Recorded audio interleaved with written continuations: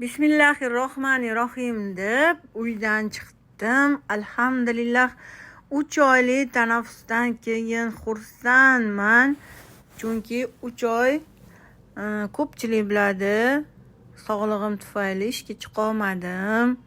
Shunaqa xursand bo'lib bayramdek ishxonamga kelyapman, chunki rosa ishimni sog'ingan edim.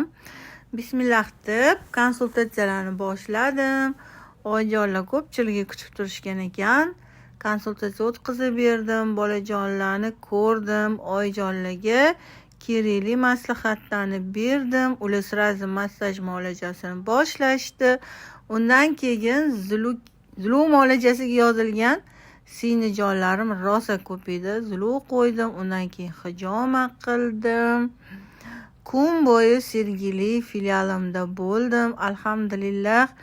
Hijoma muolajasiga ham, kasal vaqtimda ham yo'q, qachon tuzalsiz o'zingizdan olamiz deb kutishdi. Baraka topsin. Hattoki 10 yildan buyon menda hijoma oladigan, menga sodiq patsientlarim rosa ko'p. Allohga shukr.